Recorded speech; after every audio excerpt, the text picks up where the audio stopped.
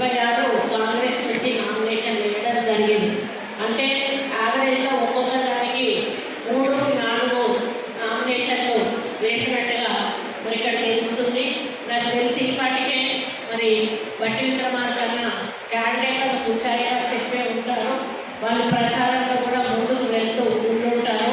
మరి వారు ఏదైతే 5 వార్డులకు ఒక ఇన్ఛార్జీలు పెడుతూ వాళ్ళు ఒక్కొక్క 84 ఓట్లకు మళ్ళీ ఇన్ఛార్జీలను పెడుతూ అంటే మొత్తంగా డివైడ్ చేసి అంటే రెస్పాన్సిబిలిటీ తక్కువ ఉండే విధంగా మరి ఎక్కువ మందిని పెట్టి ఈరోజు ప్రచారం చేసి ఎట్టి పరిస్థితుల్లో మరి ఇప్పుడే చెప్పారు పెద్దలు 4వసారి తన ఎమ్మెల్యే అయిన 3 సార్లు కూడా ఈ మున్సిపాలిటీని సాధించుకోలేకపోయారు.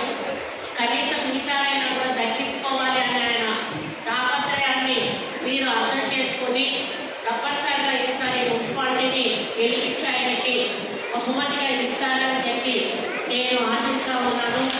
అందుకు అహర్నిశలు ఈ 10 రోజులు కూడా కొంచెం నిద్రపోకుండా మీరందరూ కూడా పట్టుదలతోటి మరి కృషితోటి మరి రాత్రి పగలు అనకుండా పని చేస్తే 100% కూడా మీరు అనుకున్నది సాధిస్తారని చెప్పి నేను చెప్తున్నాను. ముఖ్యంగా బీఫామ్స్ ఇచ్చిన తర్వాత బీఫామ్స్ సబ్మిట్ చేసిన తర్వాత మిగతా వాళ్ళు విత్డ్రా చేసుకున్నప్పుడు నేను ఒకటే వాళ్ళకి విజ్ఞప్తి చేస్తున్నా, విత్డ్రా చేసుకున్న వాళ్ళు దయచేసి నిరుత్సాహపడి ఇళ్లలో కూర్చోవడము, కనబడకుండా వేరే ఊరికి వెళ్ళిపోవడము ఇటువంటివి చేయడం వల్ల కూడా ప్రజల్లో కొంత తప్పుడు సంకేతం వెళ్తుంది.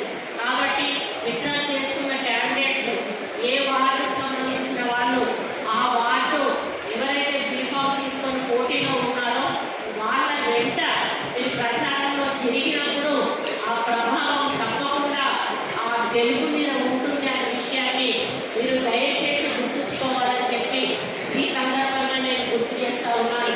కాబట్టి నేనే మీకు ఎక్కువ చెప్పాల్సిన అవసరం లేదు. మీరందరూ కూడా సీనియర్ నాయకులే ఎన్నో ఎలక్షన్లను చూసుంటారు. మరి